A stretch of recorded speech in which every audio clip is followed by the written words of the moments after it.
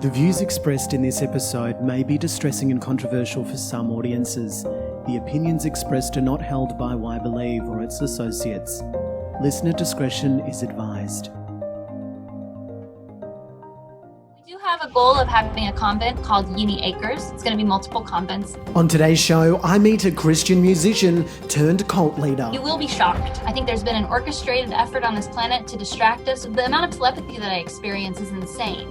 Because before you put your hands on your head and you said, I'm downloading, I'm getting information. I'm interacting with a spirit with personality. If they want to get off the medication, I'll give them, the information of like how I did it. I think, schizophrenic people being people who are often plagued by demons, which we all have. I have. You've tuned in to Why Believe, the world's most controversial podcast on religion and belief with TikToker and researcher CAEL O'Donnell.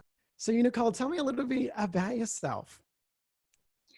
I am an alien born in a human body. I'm a pop star cult leader.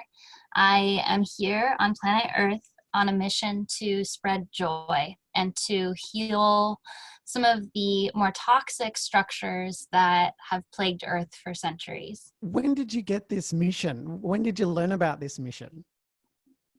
It was something that I was always a little bit aware of, but obviously you don't want to believe something like that. So you just pretend like, well, that was a weird thought. And you just go along with the world until there's a point in time where you can't, right? Where you have to say, okay, I'm going to step into this thing that has been eating at me for my whole life. Yeah. So for me, it was around between the years 2012 and 2014, I underwent my spiritual awakening and really started realizing the truth of who I am and what I'm doing here. Wow. So where did you come from? Did you have any experience in other religions or spirituality? How did you learn about spirituality? I was born baptized Catholic, but very casually. It was like my grandparents wanted me to be, so I was. And then was raised really kind of just, religion, but it wasn't like a thing in our house. And then when I turned 12, I got this intense desire I had a friend who introduced me to this really intense youth group.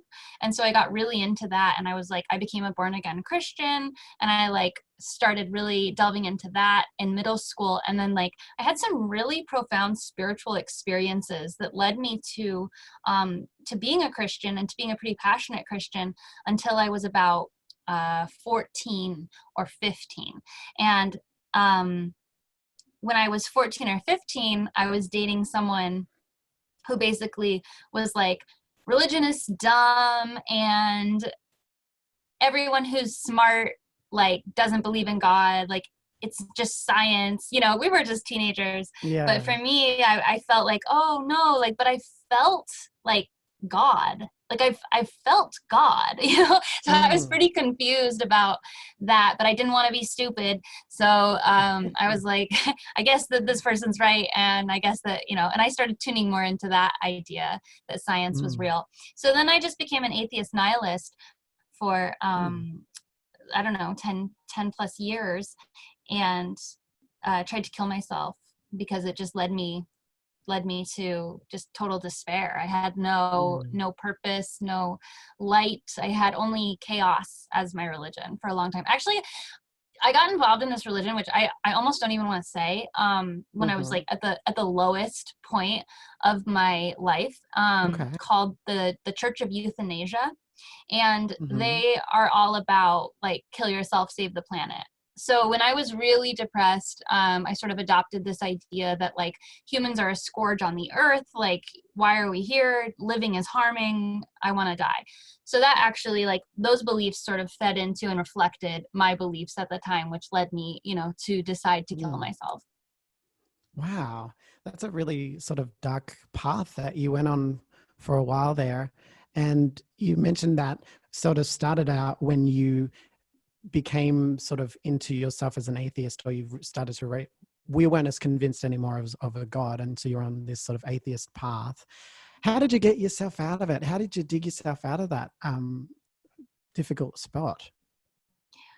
I created Unicult, which is the religion that I created. So Unicult is a collaborative effort dedicated to the promotion of joy. And it's based on the idea that, like, yeah, the world does suck, but we can have hope. And I think that that's something that spirituality does offer. That's something that I was lacking as an atheist nihilist, was that hope. I only had the cynicism. In Unicult, we have the path to joy, and we say the first step on the path to joy is cynicism.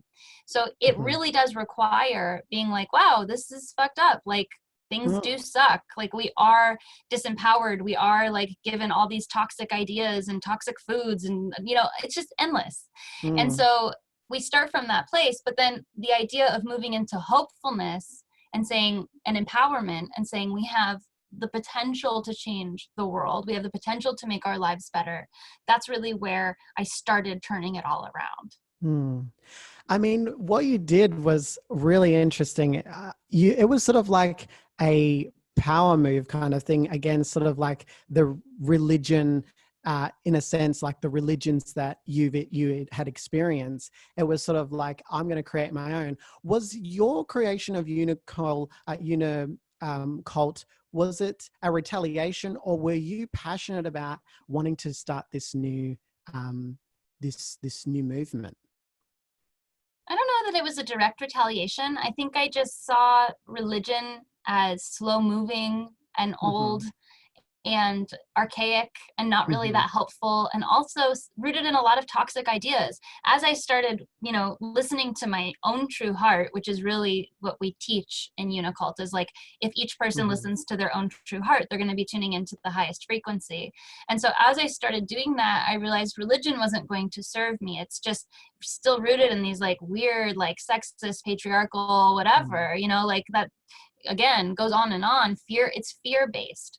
And so my understanding of joy is that anything that's fear or pain can be healed. And when you heal fear and pain, you're left with just like pure happiness. So yeah, that's kind of, I don't know if there was a retaliation, but it was a solution. I like that. So it was not retaliation, it was solution, and that you were able to solve it. Do you think that your movement is going to be a big movement? Do you think that it's going to be one day eventually going to be like one of the main religions? Would you hope it would be? I honestly have so much belief in that I often look at my life and say, am I crazy? Because I'm pretty sure this is going to be like one of the most important movements that we have in this century. And I don't say that from a place of ego. I say it from a place of Unicult is acting as the communication of, the translation of another movement that's happening with or without Unicult. Unicult is the pop cultureification of the spiritual movement. Unicult is the translation in simple terminology of what this planet is undergoing as far as this radical shift from what we consider to be 3D to 5D reality. These are, you know, new age spiritual concepts, but I also believe 100% that they're true. And in my, you know, however long of believing in this stuff, I've seen it happening. So could you tell me what is the, you said 3D, 5D reality. What is the 3D, 5D reality? It's basically, you can, how do you describe it? You can kind of say that it's like rooted in this idea of simulation reality, right? Where we are in the matrix. Let's just say it that way. We've got all these programs running about gender, about capitalism, about money having value, all these shared beliefs that we're programmed with TV programs and magazines and our social reality. It's basically our entire social reality was sort of predicated on something other than truth. And I don't know why, I don't know how we got here. It's really strange, but it's all about, you know, like authenticity hasn't mattered.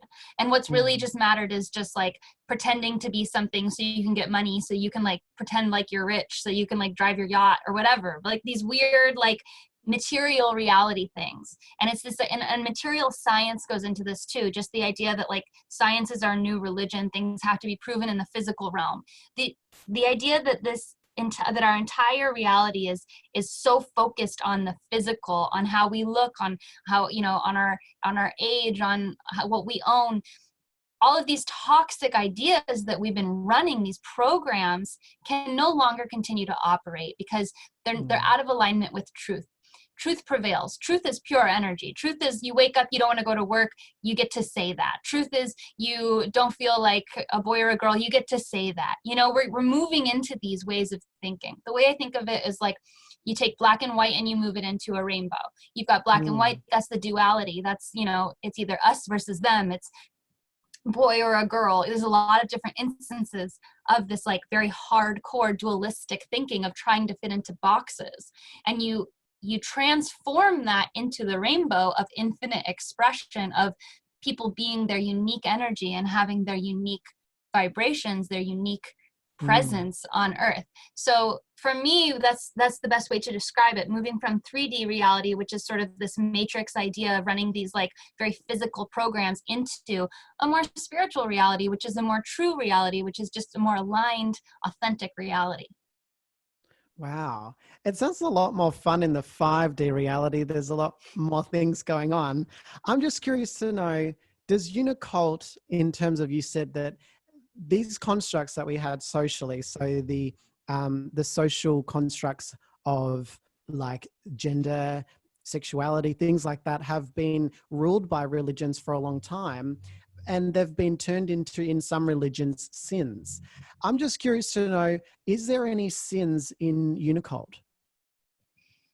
I think that there are, but they're not written down in the sense that it's like there's no hard or fast rules other than don't harm anyone.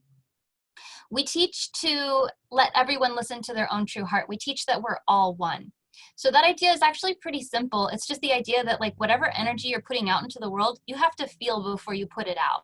So if you're trying to like hurt someone, you have to feel the energy of like wanting to hurt someone. You're going to feel the same pain that you're trying to inflict. So it really makes no sense to try to hurt someone, because you're just hurting yourself. When we start to understand that we're all one and that we're directly affected by our actions, there doesn't need to be any like punishment or like sins or like attempts to control people's behavior, because we all have the compass within ourselves, which is our own understanding of how we feel. It's like very basic, you know, preschool stuff. Do unto others as you would have done unto yourself. Like feel how you feel when you do stuff. If we can only learn to just feel into our actions, we don't need rules. We don't need any of that, because we're self-governed. Wow. So would you say that by moving into something like something like the Unicole, you're stepping into an understanding of the 5D realities? So if somebody was more into the 5D realities, do you think that the world would be more of a happier place? Yeah, it goes back and forth, right? You're still living in a reality that has been, it's running old programs still. We still live in like these old programs, but the only way we're going to change it is if we all break out of those programs on our individual reality. And that's what Unicole teaches. So people who join Unicole are like, wow, you know, I've always felt this way and I've never really felt like I was allowed to feel this way. And now I do. So in that process, people are actually breaking free from these rigid confines that were placed on them, and they're finding their own 5D reality. And by finding that resonance of their truth and radiating it out, it's changing the entire structure. Wow. So I'm curious to know, I know it might be going deep, but it goes back to, you said earlier that it was quite weird for you to think about the creation of the world, or what is the purpose of this? And you use the word weird. How do Unicole explain this universe, how it came here, and the purpose of this universe? That is something I don't presume to know, but I have a theory. My theory is that the thing that gets things done is intent, right? We know that. We know that when we have intent, we do something and that creates that thing. we also know that time is sort of a 3-dimensional, 4-dimensional construct that we're in. And theoretically, if you're in a higher state of being, time doesn't really exist, or you experience it in a completely different way. When we're talking about, the universe starting, it's outside of time. It doesn't make sense, but that's fully agreed upon. So when I think about the universe starting, I think that it must be created by all the intent of all the things that are created and will be created, and that intent getting kind of put into one moment. What's the purpose of the entire universe? I get a little sardonic about this sometimes, but I think the only way to really survive and thrive is to assume that at the root of the purpose of the universe is cosmic humor and joy. It's really quite simple, your explanation, and it's substantial as well. I mean, it's beautiful. I can see the attraction to Unicole, why people would want to be attracted to it. You pull all the good things out about life and things. I'm curious to know, when life gets shit, what do people do in Unicole? Do they pray to you? Do they pray to something? I think that it's different for each person. We talk a lot about boundary setting. If life is shit, like what's happening in your life? Maybe there's someone who's being toxic in your life. Can you set your boundaries? Maybe you're just like experiencing, we've been talking a lot about seasonal depression and how that gets a lot of us down. Maybe it's like you have to go to this job, even though you're a cosmic being. Like, why do you have to go to this job?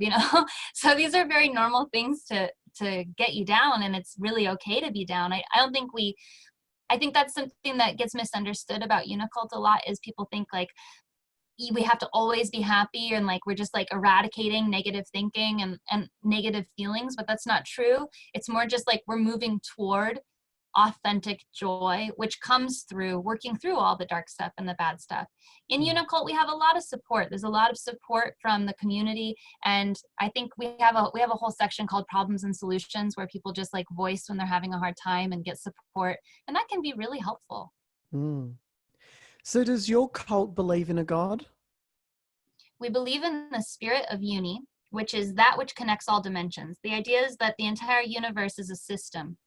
For that system to exist, there has to be at least one underlying factor that connects all parts. And we believe that that is the spirit of uni, otherwise known as love. So in your cult, there's a spirit called uni, and it's a spirit of love. It's like the spirit of love, but it's experienced differently in all dimensions. It's just like in this dimension, that's what we call it. Wow, it's quite similar. I'm drawing some interesting sort of links here to the Christian God. In the Christian religion, God is the essence of just love itself. Do you see? I missed that part in Christianity. Okay, yeah. It's an interesting thing to see, and some people do miss it. And I'm curious to know, how did you miss that in Christianity, the sort of the love? Was it something that you were in a different denomination? What kind of denomination were you in Christianity? I was in the denomination where he's just like a bearded white guy, like jealous in the sky, like created us for his own entertainment, but he loves you. So if I joined Unicole and I started to sort of take it to the nth degree, and I started praying to you and bowing down to you, how do you sort of cope if you started getting followers that started exalting you as the next Jesus? That's cool. I think like the main thing that like is an issue is if people don't see the bigger picture. This hasn't happened yet, which is pretty incredible. I mean, people definitely are attracted to Unicult because they're attracted to me sometimes. That happens, of course. And that's something that I use and that I'm happy to use to get people to listen. It's one of my tools. I'm blessed to look the way that I look and to have the communication abilities that I have. But for people to like only walk away with that and have that as like the main thing that they're like focused on, it's missing the point. And like I said, I don't think anybody has actually done that. I think at the very most, people have conflated, their their appreciation of me a little bit, but then they get wrapped into the community, and then it changes their life because the substance of the content is so life-changing and valid. So yeah, I don't really have to do anything. I think sometimes if people come in with that energy, they quickly realize that's not what's happening and they integrate. So I'm curious to know now, in lots of religions and in lots of cults, there's a lot to do with money. I'm curious to know, what do your followers owe you? Do they owe you money? We say attention is a commodity. We also say attention is a commodity, because it's like such a holy, attention is like the main currency that we talk about in Unicult.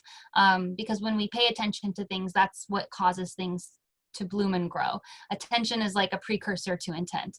So we talk about attention mostly. Money is a thing that we all need. And Unicult costs a lot of money to run and operate, and there's a lot of different things that go into that. I have an online store that people support through getting, the book and crystals and the application. The application costs $11. It's a lifetime fee of $11. People give me a really hard time about this, but that's literally what it costs to go to lunch one time. So I feel like I can stand by my $11 application fee. It's only gone up by $1 as well, because it used to be $10, I believe. It used to be $10 in 2014 or something. Yeah. It's only an inflation of $1 in that many years. What costed extra $1? Was the inflation of online resources, or the crystals had a bit of a growth? Or I wanted it to be 11.11. I was like, why is it 10? It needs to be 11.11. Duh. Now that's the inflation, the spiritual inflation. The spiritual inflation. So I suppose that's one thing that lots of, like I said, religions and spiritualities, or cults, they have about the money thing. But it sounds as if it's quite reasonable. $11, like you say, it doesn't seem like a lot of money, but it really just goes back into the running costs of this cult. Barely. I mean, it used to cover a welcome package, but then I realized I was losing about $5 per member in sending them a welcome package. And I was like, what am I doing? Like, this is not sustainable. So eventually I changed it, and I'm about to change it again, as far as like getting a welcome package. Cause like the materials and the shipping materials, and even having to like rent a larger house for a store, and having like all the materials like for that, and interacting with people through the mail is very time intensive and costly. And this is like all the online stuff, like paying for Acuity and Zoom and all the storage online, it's just like all these different fees add up. And I also count, like the money that I put into my self-care and my image as promotional materials, like at least the image aspect is promotional, and stickers. I mean, it doesn't seem like it should add up to what it does, but it's like just so much time and money. Currently, I'm not, I'm like dog sitting to supplement my income, because I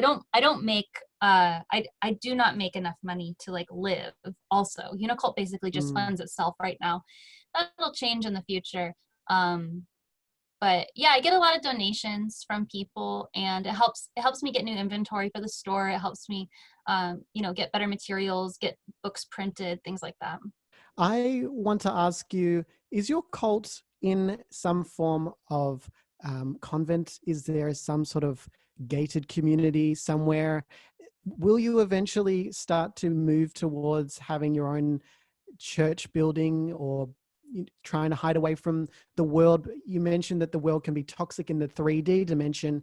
Will you ever get to a stage where you have all these 5D dimension people and you go and hide in a convent, in a gated community? We could do that, and it would probably be very peaceful and lovely, but our goal with Unicult is to change the world. Our goal is to change ourselves and to raise our own vibrations, and by effect, change every industry, and by effect, change the vibration of the entire planet. If we go and hide away, I mean, even if I do that, that would be, that appealed to me a lot. I thought a lot about that. It would be so nice if I just ran away and lived in a cabin and didn't have to do any of this. I was feeling pretty upset today. With people misunderstanding what I'm doing, but no, I mean, I think that everyone in Unicult is on board to to change the world, and that means being integrated into the world. So we do have a goal of having a convent called Uni Acres. It's going to be multiple convents around the U.S. and maybe the world, and these are just places of high creativity and of food growth and of probably hemp growing and things like that, things that can sustain the cult, but also enlighten people. And my vision for that is that they'll be open to everyone. People can come and visit, and, you know, even if they're not cult members, they'll be able to see what we do, take classes, you know, do different meditations, work in the garden, and just maybe have like a spiritual retreat or an artist residency, things like that. We just want to make a sanctuary space for people who need to take a break from the real reality, but also integrate into it. I like that. So it's not trying to hide away from the world, but it's trying to do your best to integrate into the world and to raise everyone else up as opposed to being hidden away, but wanting to share that information and share the knowledge that you've got. I'm curious to know now, the knowledges that you do have is astounding. You have some amazing videos, some great videos on crystals and some videos on tarot cards. I am an atheist and I'm not a spiritual person, so I don't know the first thing about anything to do with the supernatural. I want to know, is tarot cards just a game? Is it just a way to trick people? Or is it actually something real? Is there real powers in that? Tarot cards are real. I do not know how they work. I know all the cards and I can read them, and I feel as though when I use them, I'm interacting with a spirit with personality. Who is that spirit? Is it my higher self? Is it a spirit that's infused into the tarot cards? I don't know. But when you practice tarot, you tune into this, and everyone agrees. Like, some people are like confident, oh, you're just tuning into your higher self who already knows all the answers. I don't know how it works. It's not a game. It's a real form of divination, and it's very effective. I've actually learned quite a lot through it. Oftentimes people will say, oh, I was doing this. I'll be like, I know, because my tarot cards will tell me. And I really do have quite a lot of knowledge and information about the future, the world around me, people who I'm not in direct contact with, that I learned from tarot cards. And it's just, I've been using them since I was 9, and it's just like I wouldn't continue to use them if they didn't work. It's so weird. Chris, do you want to know about crystals? And yeah, what about the crystals? What's the attraction to rocks and things like that? What do they hold in them? Why would someone like me invest in crystals? Crystals are highly organized molecular structure material. So they have perfect lattices in them, and that means that they operate in a really interesting way in this reality, in this dimension. Crystals are basically transmitters of energy and qualifiers of energy. So they attenuate energy as it goes through it. We have crystals in our body. There's crystals in our bones. There's crystals in our third eyes.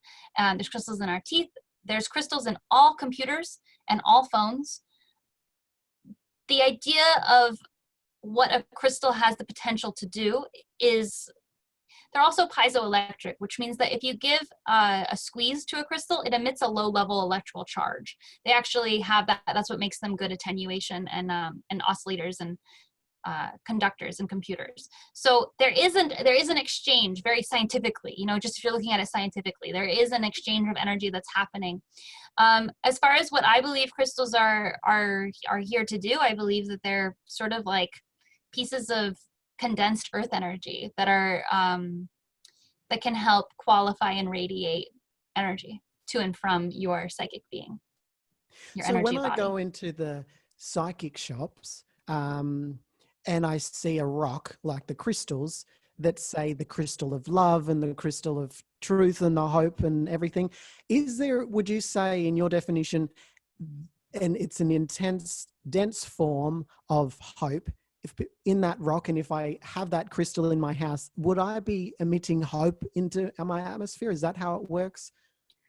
There's a lot that goes into it. I wouldn't say that straightforward. I would say that if I was recommending anybody who's skeptical to want to learn about crystals, go into a crystal store and just hold each one in your hand and see if you feel anything. My first experience with a crystal that changed my mind about them was a Herkimer diamond. My friend said, feel this crystal, and she put it in my hand, and it zapped me. You know, energy shot through my arm and into my body, and it was only a tiny little rock this big. I couldn't explain that. And then I just kept having more extreme situations. I had this crystal that was a large fluorite crystal, and I would meditate with it when I had my period, and I would be under my covers, my body would be wrapped around it, I'd be radiating heat into this crystal for like an hour, and it would only get colder and colder. Things like that. You're like, okay, this is really strange because it's a rock. It should definitely be heating up, but it's just getting colder and colder. It's on my skin. So I think that you have to feel it to understand what's going on. The reason why a lot of crystals have reputations for certain things is because people have repeatedly experienced that. That's up to you, though. You know, you can't just take a rose quartz and be like, this is definitely giving me unconditional love without feeling it. What's the point of that? There's also the caveat of how crystals are mined. There's a really big issue right now with crystals becoming more popular and people who are mining the crystals not having the same level of understanding of what they're doing, and they're sort of raping the earth.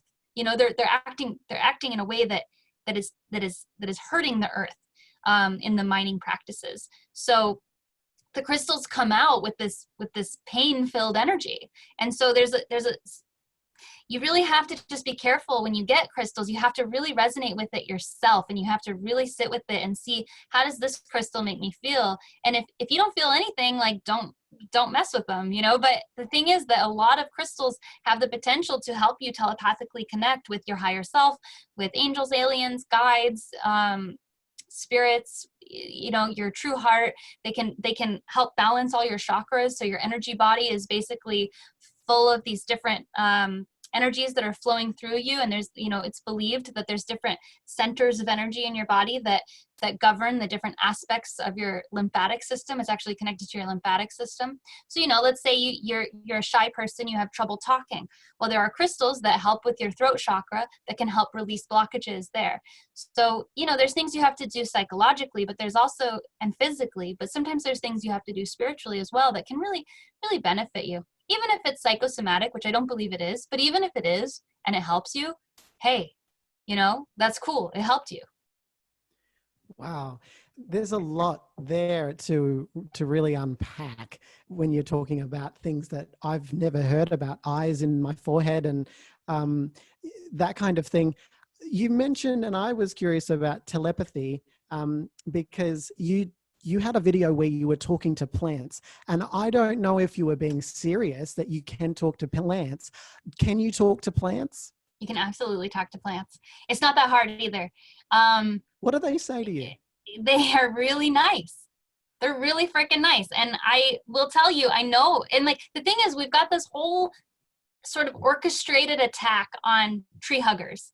Like, you know, that, like, if you, that term tree huggers, and it's like supposed to be this like derogatory term, and it's supposed to make you so you like never would hug a tree. But I swear to you, that is like some kind of spiritual warfare. If you go hug a tree, you will get a download of energy and information that you will hardly believe, because trees are highly telepathic with humans. If you go and you open your mind up to a tree and you hug it, or you even just sit with it, put your hand on it and say, you know, you have to really, I know it takes a lot to be like, I'm talking to a tree. Like, I know that takes a lot, but if you can get there and you can open your mind up to that, you will be shocked. What do trees say? They say, you're doing great.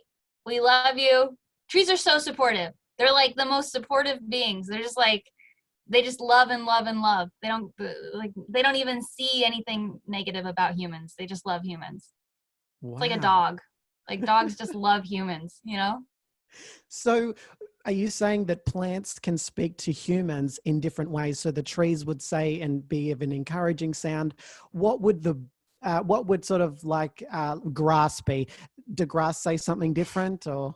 Yeah, grass is more like, shh. Like, you know, there's not as much consciousness focused in grass as there is a tree. Trees are beings. Bushes, you know, it's so funny. I know how crazy this sounds, But you know, when you tune into this, it's like when you look at an elephant, and you know that this elephant has this like deep understanding, and then you look at like a moth, right? And you're like, okay, that moth still is conscious. Like I can still kind of get the vibe of the moth, but it's not going to be like the same as an elephant, you know? In that way, plants have the same kind of spectrum of consciousness. Not to say that one is more valuable than the other, but just as far as like being close to or similar to our own consciousness, it's more like what's easiest to communicate with. I don't know, being grass seems kind of like a sort of multi-sensory experience, whereas being a tree is more like just kind of like a solid presence throughout time.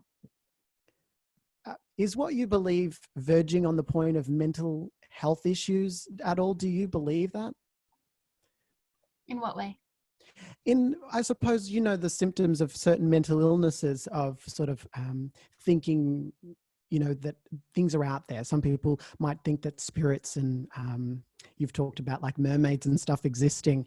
Would you say that, because you've got some opinions about mental illness and they're very interesting, what's your perspective on mental illness and balancing these beliefs? The bravery that it takes for me to say, yeah, you can talk to trees. You know, I'm not saying that from a place of like not knowing how that sounds. Like I know how that sounds, you know, but I also know that it's true. And so to be so totally aligned with truth and to be so totally sure of reality at the same time as knowing that that's not going to translate, and that a lot of people will just simply not be able, like their threshold is not anywhere near the threshold that I'm radiating out. I get that and I understand that. And I struggled with that a lot when I first started on this path, you know, and the only reason why I'm so brave and the only reason why I'm able to like stand here and speak my truth is because I was at a point of literally either dying or living. And I had to make that choice. And the only way that I was going to endure another year on this planet at this point was to believe whatever I wanted. And so I started from that place of just like, if I don't believe in magic, even though I know it's not real, this is where I started. I said, I know magic isn't real, but I have to believe in it because it's the only thing that makes me happy. It's the only thing that like is bright in this horrible reality.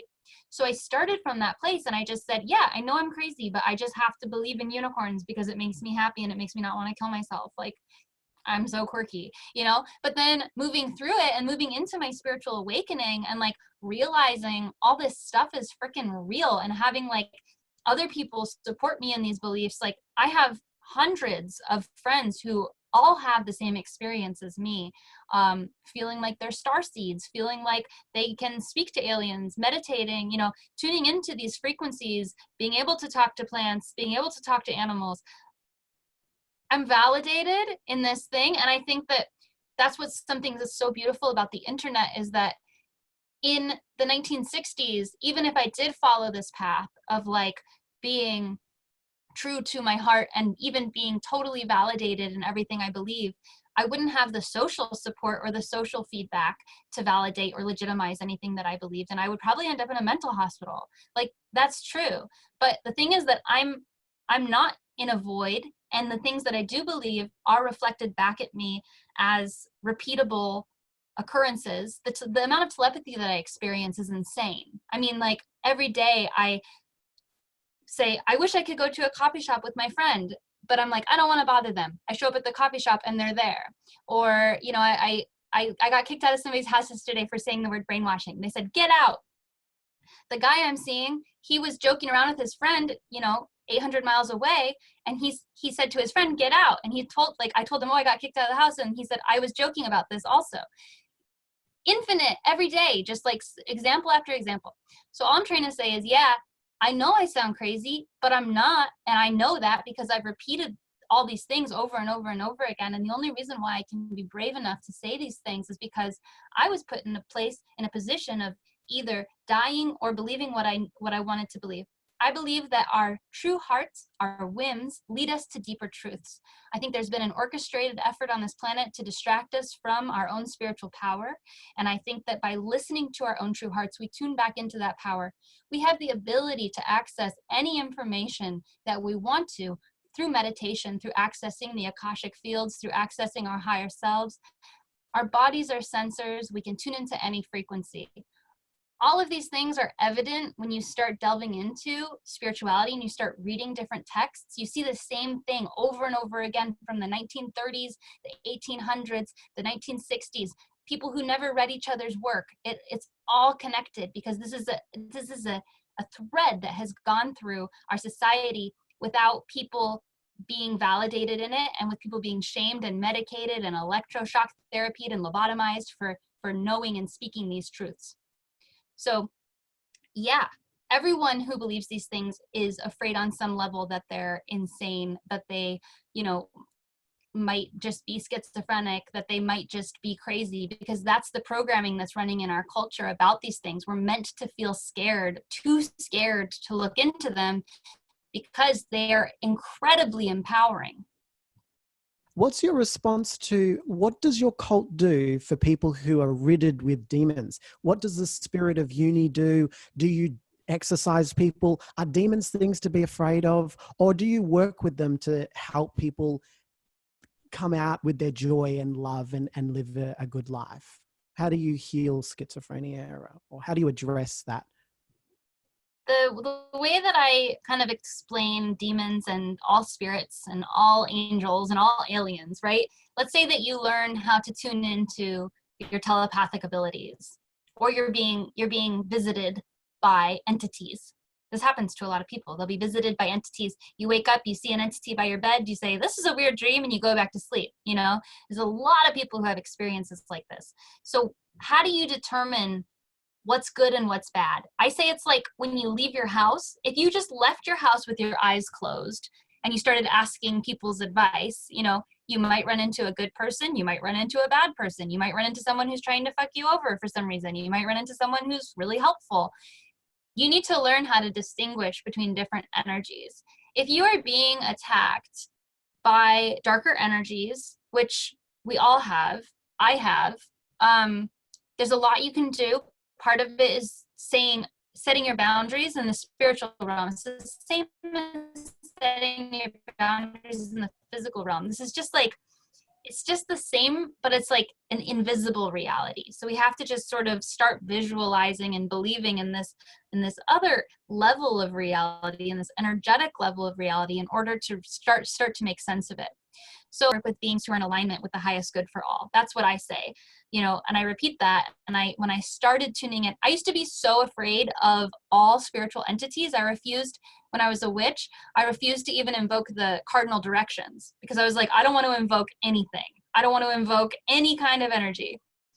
But as you go, you learn how to set your boundaries and then raise your own vibration.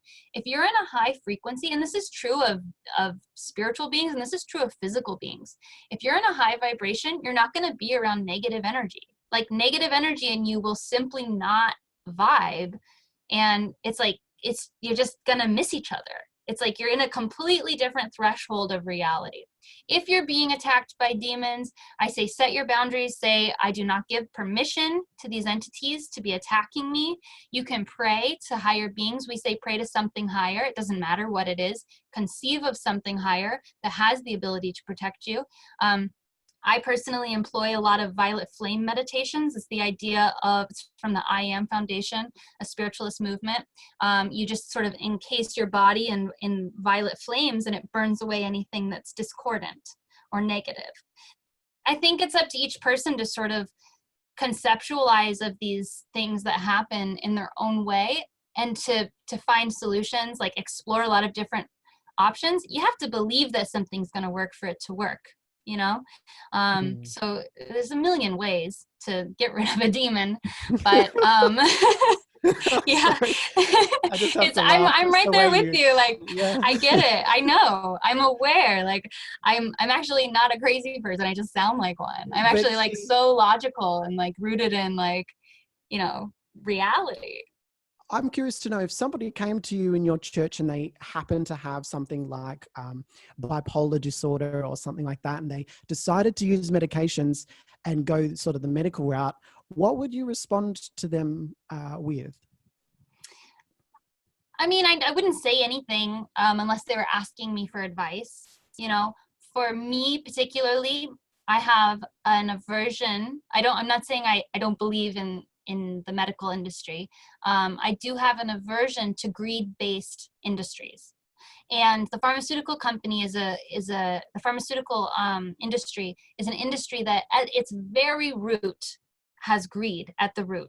And unfortunately, that's true. I don't see that they have true benefit at the root of what they're doing.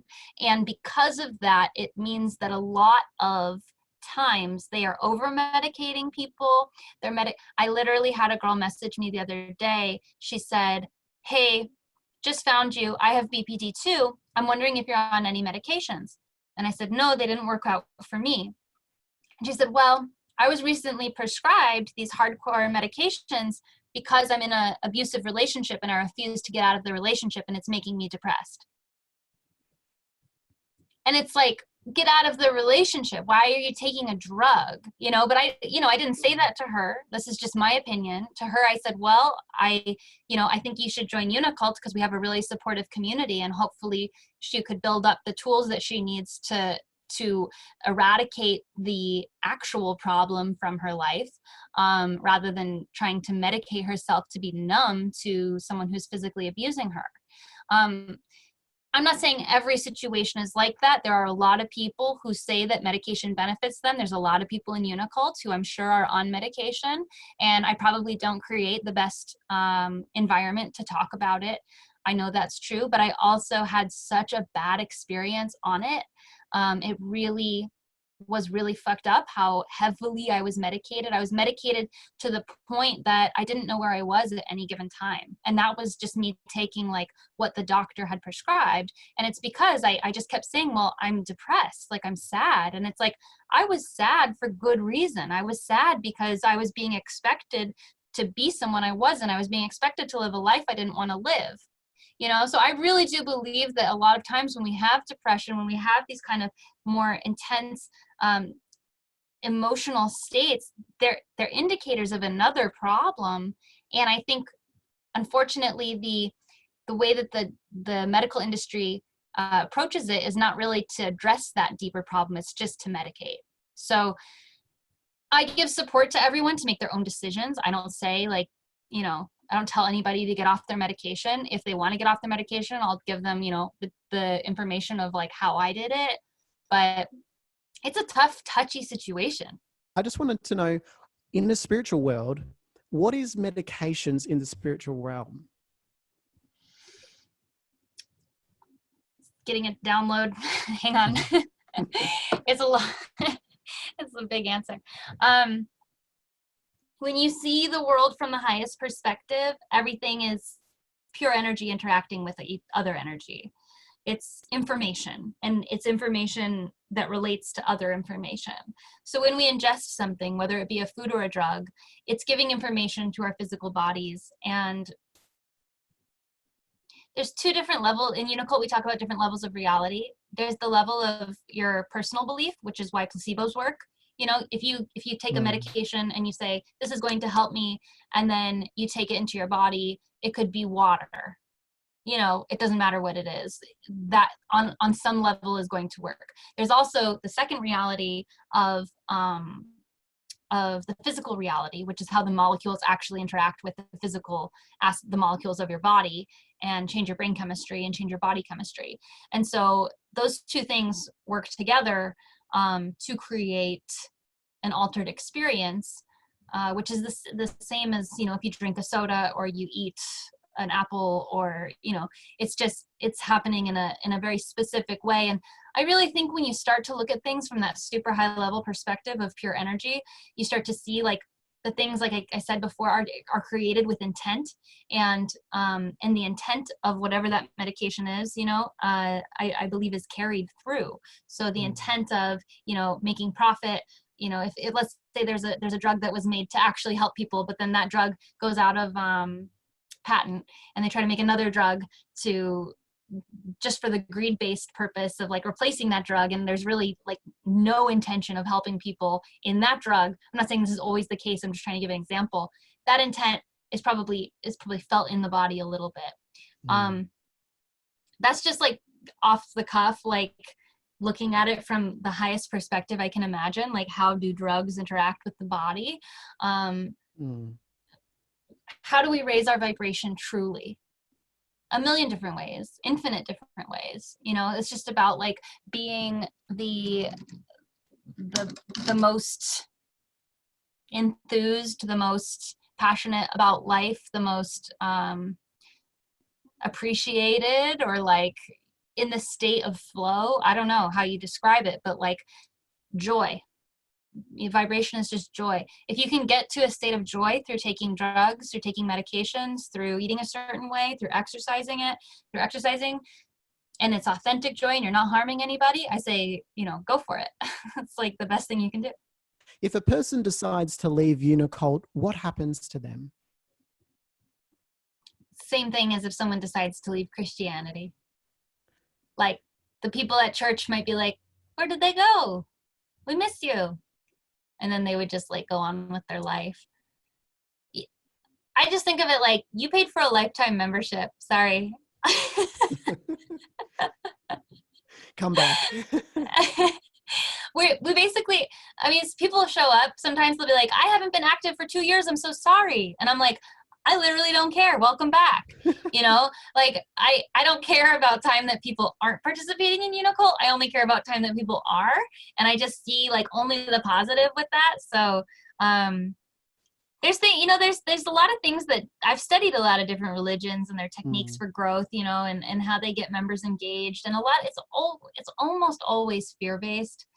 Jehovah's Witnesses go door to door because they literally think they're saving people from eternal damnation, and that feels good, but it's rooted in fear.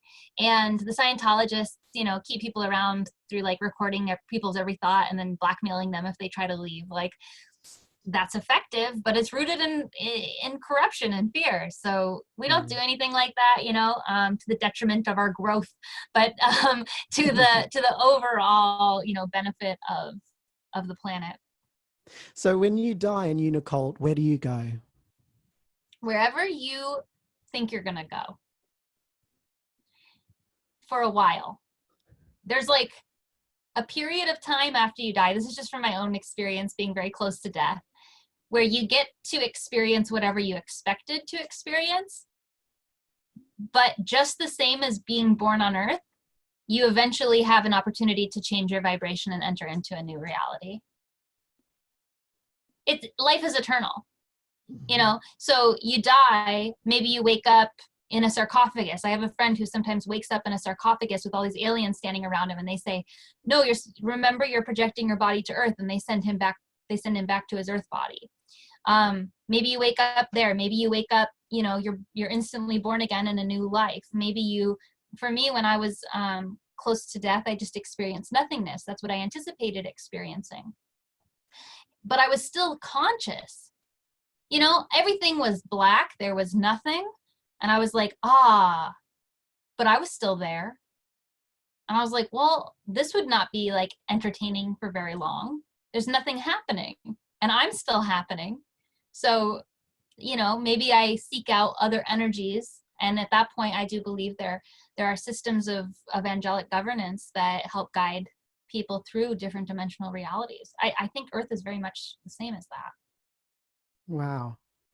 So it really sounds like it depends on what you want. It depends on how you want to experience.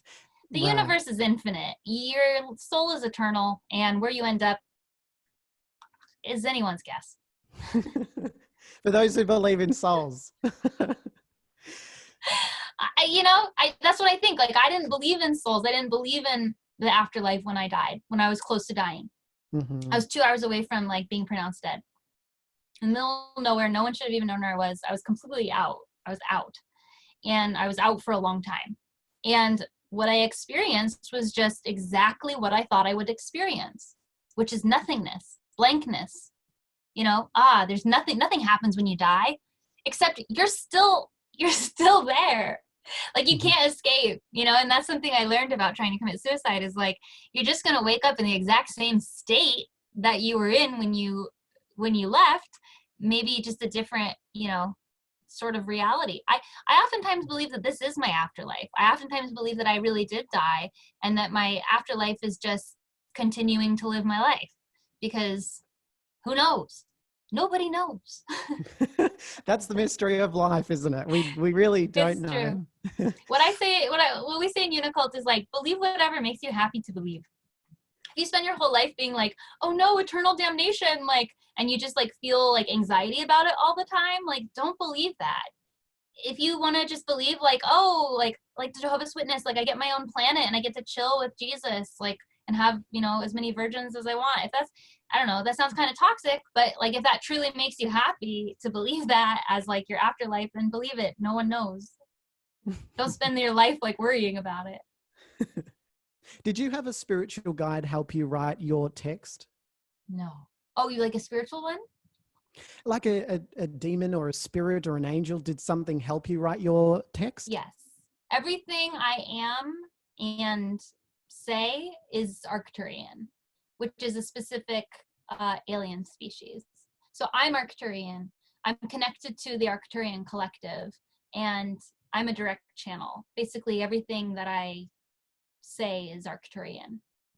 Because before you put your hands on your head and you said, I'm downloading, I'm getting information. Was there an alien talking to you, or how did you get that information?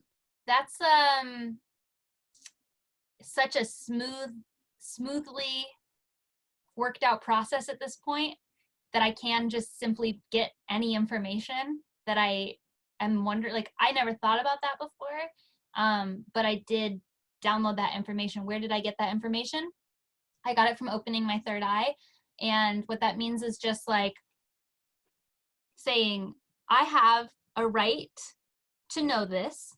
You have to start from that place, because you create, like, you basically have to like ask permission. Like, if you want any entity to like affect you, you have to say, I give permission for this entity to affect me. That's what the thing about demons is, a little bit like victim blamey, but it's true. Like, on some level, you've given permission for demons to affect you. You have to like revoke that permission by setting your boundaries. So you ask permission, you say, I ask permission to receive this information, this higher understanding. I want to know the answer to this question that this person just asked me. And then you can get that information. Is it aliens talking directly to me? Not anymore. It used to be that way. Before I learned how to access information directly, I was working through the intermediary of who I call my family. They're like my star family. They're like these Arcturian intermediaries that work really hard to lower their vibration to be close enough to the vibration of Earth so that they could act as intermediaries for me to access information. They taught me telepathy. They taught me how to access this information from the universal consciousness on my own. But there was probably about 3 or 4 years where I was working directly with Arcturians to give me information. Yeah. So, Unicole, you have a very interesting perspective on demons. It's very similar to the Christian perspective on demons, that there are demons of sleep paralysis and demons of schizophrenia. Now, in the Christian sense, there's demons of homosexuality. Do you believe that there's demons of homosexuality? Some homosexuals are probably affected by demons, but not in any larger percentage than straight people. If there are homosexual demons, there are straight demons. That's all I'm saying. Okay, that clears it up really easy. Wow. It's gone really fast today, Unicole. I've really enjoyed being able to have a conversation with you and really delve into somebody who is a cult leader who has been involved in the supernatural, the spiritual realm. And I suppose this comes to the end of our show today. So I just want to say thanks so much for joining in today. And I'm great. I feel great that I've made a new friend. Yeah, same. Thank you so much. And I just want to say one last thing. Hug a tree with an open mind and join Unicult. Thank you for tuning in today. go into the draw to win $200. Leave a rating and review of this episode of Why Believe on Apple Podcasts today.